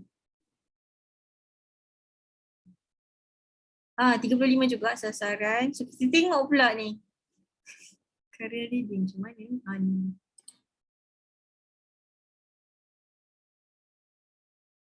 Satu, dua, tiga, empat, lima, enam, tujuh, 9, 10. 10 yang tak baca. So sasaran saya lah nak habiskan buku-buku ni. Dan itulah 35 buku tu. Dan macam yang Syarki cakap, buku yang tak beli, tak baca-baca lagi tu. Itulah reflection. So baca untuk enjoy lah sebenarnya. Okay, terima kasih Kak Ina. Tadi tertarik dengan satu point tadi, bila sebut pasal buku apa tadi tak ingat. Baca for the first time berbeza dengan bila kita baca for the second time. So mungkin setiap dari kita mungkin ada pengalaman tersebut sebab dia sama ada kita berbeza perspektif disebabkan peningkatan umur ataupun kita punya situasi hidup waktu itu berubah ataupun konten buku tu sendiri sangat kena dengan kita punya situasi. So macam saya sendiri adalah beberapa buku ataupun bila kita baca balik ataupun bila baca bab awal tu berbeza dengan baca bila dekat bab yang betul-betul kena dengan situasi kita. So it hits differently lah. So sangat menarik kalau kita boleh jumpa macam tu. Dan saya boleh kongsikan sikit reflection tentang bacaan untuk tahun lepas. Bukan nak share buku lah, cuma tentang tabiat membaca. Sebab tadi bila tengah prepare nak mulakan slotnya tadi, terfikirlah ada 3 point tentang what do I reflect myself tentang tabiat membaca pada tahun lepas lah. Sebab sebenarnya selain daripada membaca buku fizikal atau buku digital, untuk membina tabiat membaca tu tak terhad sekadar kita memiliki ataupun kita connect dengan bahan bacaan. Tetapi ada alternatif lain lah. Okay, sebagai contoh, yang pertama, kita baca review orang terhadap buku tersebut. Sebab perkara ini sangat penting bila kita, kalau kita sendiri kan, kadang-kadang kalau kita nak beli satu buku, macam saya sendiri kalau nak beli satu buku, antara faktor untuk menentukan sama ada saya akan beli atau tidak, tengok rating. Sedangkan benda tu bukanlah satu indikator yang bagus, cuma dia akan mempengaruhi. Kadang sama ada kita tengok rating, kita baca review orang sebab kita tahu bila lagi-lagi buku-buku yang popular ni ada berpuluh ribu reviewers. So buku tu sendiri ialah idea oleh seorang manusia. Tapi review orang tu sendiri, review pembaca, beribu-ribu macam orang ada pandangan yang berbeza lah tentang penulisan tersebut. Sebab tu kita boleh nampak kadang even buku yang very good high rating, contoh macam 4.2 above, ada juga orang yang rating rendah 1 ke 2 bintang. Sebab dia ada perspektif yang berbeza. Jadi kalau sekiranya kita sekalipun kita tak sempat membaca satu buku yang mempunyai beratus-ratus muka surat, kalau kita nak kononnya speed reading lah, kita boleh baca review orang. So dari situ kita bukan sekadar membaca idea yang terkandung dalam buku tersebut, tapi juga kita membaca apa pandangan orang lain dah terhadap buku tu. Yang pertama. Yang kedua ialah macam saya subscribe a weekly newsletter daripada ada seorang Twitter influencer ni, nama dia Alex and Books. Alex and Books, yang mana dia setiap minggu dia akan bagi beberapa ringkasan tentang bahan bacaan yang dia baca, ringkasan dan juga praktikal, macam praktikal punya outcome lah ataupun praktikal punya takeaway yang boleh dilakukan oleh subscribers dia. So dari situ dia lebih spesifik lah sebab kita sebab setiap minggu dia akan ulas satu buku, dia ulas sedikit apa-apa yang menarik yang dia nak highlightkan, apa praktikal yang dia boleh cadangkan kat kita. So dari situ pun antara alternatif untuk kita membaca lah. Itu yang kedua. Dan yang ketiga ialah menulis atau to be specific microblogging. Atau bahasa lain dia kita menulis ringkas ataupun paling mudah sekarang ni kita play kat Twitter lah kan. Sebab dulu rasanya tahun 2020 dan sebelum tu saya suka menulis artikel yang panjang. Tak kisahlah sama ada berkaitan hidup ke ataupun my reflection on the society ke apa, kita suka menulis lah dan dia agak panjang. Beratus-ratus perkataan lah. Tapi kesilapan ataupun bukan kesilapan, cuma kekurangannya bila saya menulis sepanjang macam tu, dia tidak membina tabiat menulis. Sebab sebab kita nak membina tabiat menulis ni, kalau boleh kita nak menulis setiap hari. Tapi kalau kita menulis sesuatu artikel yang panjang, kita akan menulis bila kita ada idea, bila kita nak susun point tu, dan dia akan memakan, mungkin satu artikel tu akan makan lebih kurang 2 ke 3 minggu, tapi dia sangatlah tak berjadual ataupun tak konsisten. Kita akan menulis bila kita ada idea. Berbanding dengan microblogging, kita akan sentiasa menulis. Apa-apa saja idea yang kita terfikir, at that particular time, dia cuma mengambil masa 10 ke 15 minit untuk kita, tulis ayat-ayat, tulis apa saja yang terlintas, tulis. Next, susun elok, lepas tu make sure tak ada kesilapan tata bahasa dan semua dan sebagainya. Make sure dia concise. Lepas tu kita terus post ataupun kita terus tweet. So dari situ dia membantu saya untuk membina tabiat menulis lah. Sebab kita akan sentiasa paling kurang sehari satu tweet ataupun 2 hari satu tweet, at least dia konsisten. Sebab ada satu kata-kata ni, if you are underthinking, you read, and if you are overthinking, you write. So benda tu sangatlah betul. Sebab contohlah kalau kita otak kita kosong, otak kita macam dahagakan sesuatu sebab kita tak tahu nak fikir apa kan. Kita baca kan. Kita baca fiction, tak kisahlah baca fiction ke non fiction ke sebagainya. At least membaca untuk mengisi keperluan minda kita. Tapi bila kita banyak sangat benda yang berlaku dalam kepala otak kita ni, sama ada apa yang kita rasa atau apa yang kita fikir, kena cepat-cepat menulis supaya benda tu sekurang-kurangnya dia akan bantu kita untuk meredakan pemikiran kita lah. Dan yang keduanya, kita juga boleh berkongsi kepada orang ramai apa yang kita rasa dan menerima feedback. So itu kebaikan bila kita bukan sekadar membina tabiat membaca, dan kita juga kena membina tabiat menulis. Sebab bagi saya, if we keep consuming alias keep reading, is not a truly healthy habit lah. Kita juga kena producing. Kita tak boleh sekadar consuming, kita juga kena producing. So benda tu akan yelah benda yang mengalir kan. So benda yang mengalir ni lebih baik daripada benda yang static. So something yang kita consume and then kita produce kembali, lebih baik daripada kita consume saja tanpa producing. So itu sedikitlah reflection yang saya boleh kongsikan. Ada lagi apa-apa tambahan ke daripada From the Floors ataupun sebelum kita tamatkan sesi ni? Oh, kita lupa. Kita ada slot yang terakhir lah, ataupun slot misteri. Okay. Slot misteri ni kalau sekiranya ada rakan-rakan yang nak join, kita boleh join lah. Kita ada 4 sekurang-kurangnya, ada 4 yang sedang buka kamera sekarang ni. Saya bagi masa dalam lebih kurang 1 minit ataupun 30 saat. Cuba grab satu kedua buku yang kalian dah beli, tapi satu muka surat pun tak baca lagi. Okay.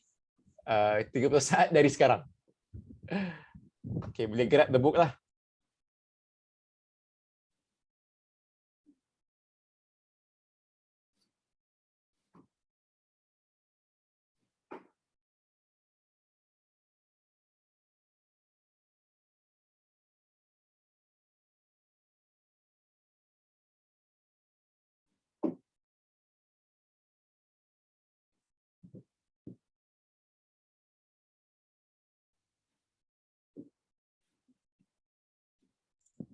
Okay, 30 saat dah tamat.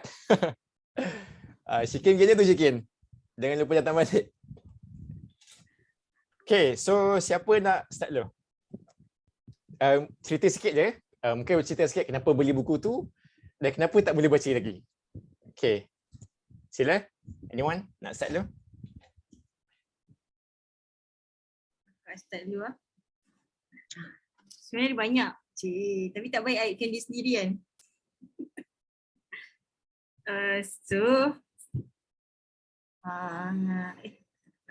The Way of Our Sky, Hana Alkaf.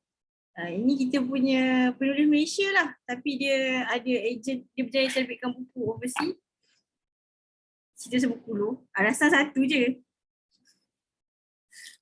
Ni baru beli tahun lepas. Sebelum 12 kot. Leaving Microsoft to Change the World. Jejak Tarbiyah punya buku translate. Sebenarnya ni dapat pergi pertandingan, bukan pertandingan pun, pergi Jejak Tarbiyah punya pesta buku. Lepas tu saya saja masuk pertandingan baca Jawi ni nama dengan Nawi. Lepas tu termenang pula. Termenang bersama tau. Lepas tu itulah. Tak pula share lagi dua biar insaf sikit. Ni Ernest Hemingway sebenarnya sebab masa tu preparation nak translate buku dia. Jadi belilah buku lain untuk faham dia punya gaya bahasa. So satu lagi ni Sambungan Bumi Manusia. Aku tak baca. Alasannya ialah banyak lagi buku tak baca. Dan tak ada mood. Itu kira alasan general lah untuk kesemua, terpakai untuk semua situasi lah. Ya. Okay. Terima kasih Kak Ina. Seterusnya Ashkin. Okay. Buku ni apa ni? Unbreakable. Aiman Azlan punya buku. Unbreakable. Saya suka baca Aiman Azlan punya buku. Follow the Flow pun anda baca. Semuanya buku ni anda baca selalu macam ulang-ulang page yang sama tau. Dia macam tak habis-habis baca. Tak boleh nak brain. Dia macam, tak lah, Anda rasa dia macam Kak Aina sebut tadi, dia macam buku self-help yang dia baca sampai habis, dia macam tak ada rasa, dia macam, apa nama dia, macam kita tak apply kan benda tu, dia tak boleh nak brain. So macam buku-buku macam ni, macam Kak Aina cakap tadi lah, dia kena macam baca satu chapter, and then kita brain ataupun apply. Lepas tu the next chapter. So buku ni tak pernah dapat habis lah. Baca sikit je, memang macam few pages je anda baca. Macam tak lebih, tak tepi. Okay, next. Idea anda baca ataupun macam tak banyak bacaan sangat lah. Semuanya macam anda wonder lah macam buku macam, tapi Kak Aina dah sebut lah tadi macam buku anda selalu wonder buku self-help ni kan kita baca sampai habis tapi dia macam habis macam tu je. Macam pasal nak buat apa dengan buku ni? Tapi Kak Aina tadi sebut macam menarik lah. Dia memang tak akan memang susah nak habis buku-buku macam ni. So okey lah, maksudnya betul lah apa yang kita buat tu. Memang buku-buku macam ni susah nak baca sampai habis and then buat. Tak jadi lah. Buku tu lah. Tak bila-bila tak nak habis, tak tahu lah. Okay, terima kasih Syikin. Seterusnya Kak Syafiqah. Okay, Syikin cerita pasal buku self-help kan. Rasanya last baca buku self-help saya pun rasa lepas habis UCP kot. Sebab sama lah, ada macam rasa macam tak helpful pun. Jadi macam tak beli lah. Tak beli dah. Tapi mungkin ada orang different preferences lah. Tapi saya tak baca. Saya ni spesies yang suka beli buku tapi astagfirullahalazim habiskan buku tu. Astagfirullahalazim. Macam berperang. Buku-buku yang beli tahun lepas tu kebanyakannya sebab sale kat Popular yang beli 5. Boleh 5 free satu semua kan. RM10 satu, RM20 satu kan. So tahun lepas agak banyak beli buku lah. Dan yang habis semuanya buku-buku yang ada illustration. Maknanya macam buku-buku maksum. Buku yang senang untuk dibaca lah. Macam ni macam Okay. buku-buku yang macam tengok ni. Saja nak mengibarkan. Wow. Alwaysnya. Dia macam alien. Okey lah nanti kalau ada library sendiri nanti orang baca, budak-budak baca, orang tua baca ke macam boleh lah datang. Tapi beli juga buku-buku lain. Macam ni try macam konon lah nak tahu where the universe come from kan, macam nak tahu tapi tak terbaca. Memang tak. Gabriel Garcia Marquez sebab pernah tengok 1000 Years of Solitude yang panjang, yang tebal punya. Dia basically dia fiction sejarah lah dan sangat tu tapi tak baca. Adventures of Huckleberry Finn sebab macam dengar macam buku ni macam literature English kan. Pun sama tak baca. tak buka pun. The Best Place of Earth. Yang ni sempatlah baca ke muka surat, lepas tu macam dia perlukan semangat yang tinggi lah untuk baca. Lepas tu Allah, banyak lagi gitu. tak baca. Semuanya 2 bab, 3 bab. Dah tutup Ghost at Watchmen sebab Kak Ina pernah recommend dulu tapi tak baca juga. Separuh baru baca, 1-2 bab je. What I Saw in Malaya pun baru baca separuh. Ni cerita pasal orang Perancis datang ke Kelantan tahun 1937 dan describe kehidupan masyarakat Melayu dekat Kelantan pada masa tu. So macam menarik lah, ada gambar-gambar kan. Tapi tak baca. Ni tengok dia tahun 37 naik rakit dekat Sungai Kelantan. Tapi tak baca habis. Pun tak. Ni lagi lah Sulalatul Salatin versi bahasa Inggeris. Ada. Ni baca 2 bab lepas tu macam ya Allah cringe ya Allah.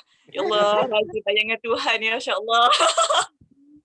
Macam sebab kita sekarang macam tengah mood yang kutuk monarki kan. So macam bila baca balik yang keturunan Raja Sultan ni keturunan daripada Alexander Zulkarnain, lepas tu macam bayangan Tuhan ada silsilah Nabi semua, dia macam kena bertenang dulu. Jangan fikir tu baru sambung baca balik lah. Tidak, dia rasa macam nak marah dia rasa. Lepas tu buku ni buku pasal Revolusi Korea kot tahun 74. Tapi pun bersama juga baca sampai sampai ni je lah. Ini lah dalam kertas ni sebab baca sampai tahap tu je lah. Lepas tu tak terbaca sebab tebal sangat. Macam nak pergi mana-mana pun payah kan nak dalam bas tu. Pegang kan macam malu lah. Boleh je tapi macam segan lah. So tak baca. Itulah buku-buku yang tak dibaca. So macam bila Syauqi cakap macam tu rasa macam kena attack lah. Macam Astaghfirullahalazim. Memang kena attack. Saya setuju dengan Kak Syafiqah. Dia rak buku, kalau pergi kedai buku, kalau rak buku yang harga RM10, RM20 itu antara rak buku yang paling menggugah iman lah. Dari situlah banyak buku beli dan tak baca-baca. Sebab harga murah kita beli dulu. Next Kak Kukin.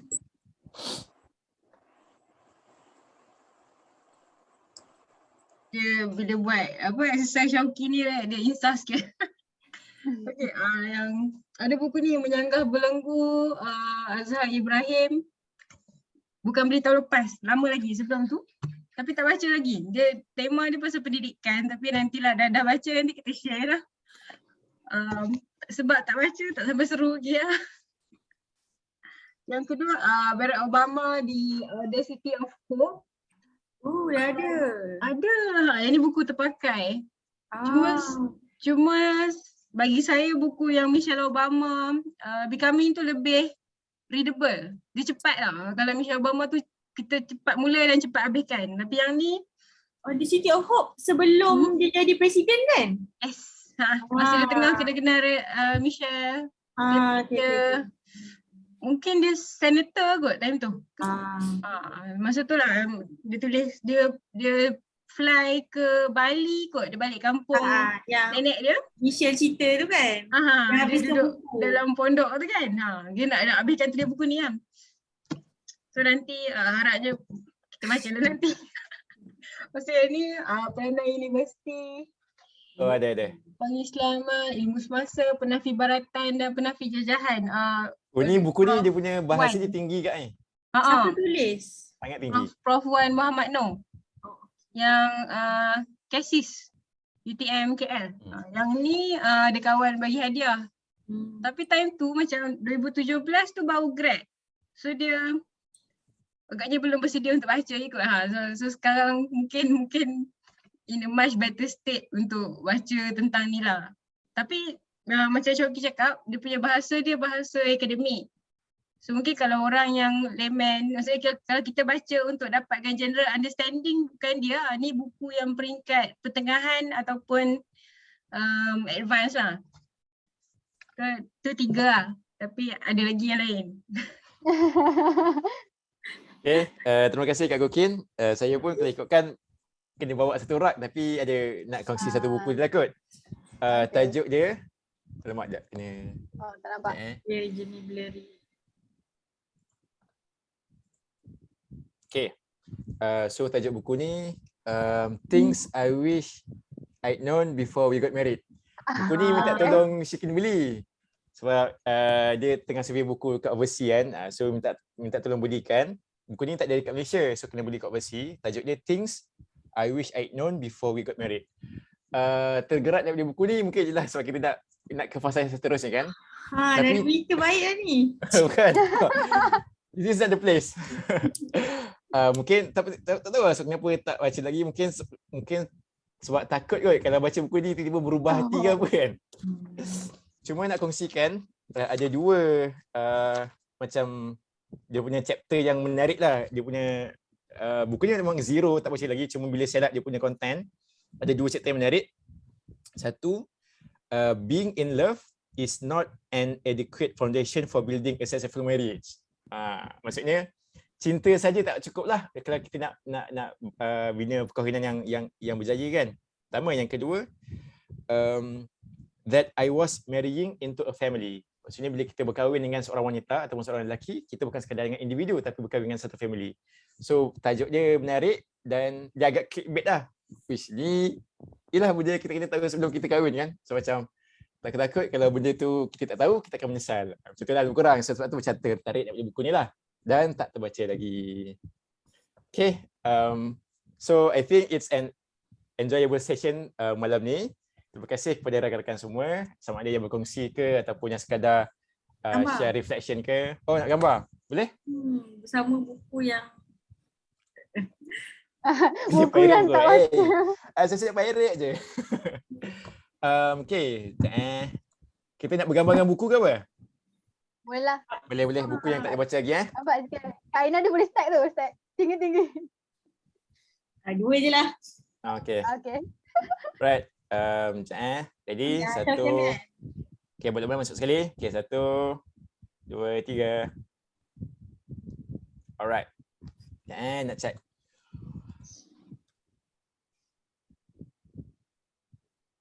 Tengah-tengah so kita tengah check ni kan. Nak share sikit.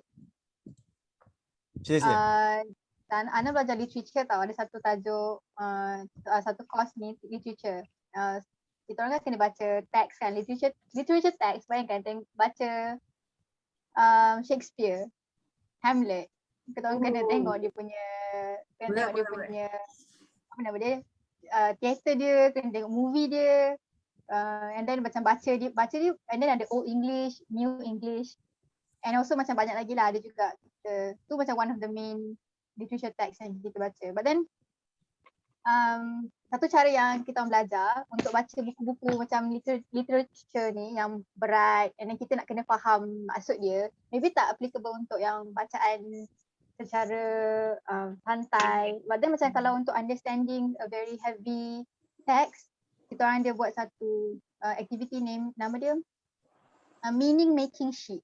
Meaning making ni dia consist of macam sambil kita baca tu, kita akan stop at one point macam tu lah, satu page ke satu, mungkin bukan satu bab macam panjang sangat kan, macam mungkin half a chapter ke, kita akan stop and then kita akan write anything that comes to mind. Macam any question do you have, kita akan macam ada boxes yang kita akan tulis macam what questions do you have, ataupun what thoughts that you can relate to, ataupun macam any personal connection that you can make. So while kita baca sikit-sikit tu, kita boleh jot down apa yang question yang kita ada. Walaupun nanti question tu akan dijawab bila dekat chapter-chapter seterusnya kan. But then at that moment yang kita dah baca tu, kita ada question yang kita boleh tulis lah. So nanti by the time kita habis baca, mungkin terjawab soalan tu, mungkin tak terjawab. And then dia macam tak habis dekat situ lah. Kita akan ada, kita orang buat literature circle nama dia. Literature circle ni kita orang classmate, ada dalam 5 orang satu group, akan share masing-masing punya pandangan. Macam kita buat apa kita buat sekarang lah, kita share apa yang kita baca. Cumanya yang tu dia satu teks je lah, kita share pandangan kepada satu teks yang sama. But then basically apa yang kita buat ialah macam kita buat sekarang, sharing pandangan. Mungkin lain orang lain dia punya question yang dia ada, lain orang lain pandangan yang dia ada. Macam tu lah. Jadi kita orang belajar macam tu. So dia buat kita baca literature tu tak rasa berat. Sebab kita dah break up dia kecil-kecil macam tu lah. Okay, Just thank you sharing Shikin. yang dah belajar. One more. Tadi ada mirror effect. Alright, one more. Boleh. Okay, satu. Abang Luqman masuk ke? Sekali lagi. Alright, 1, 2, 3. Okay, selamat. Selesai.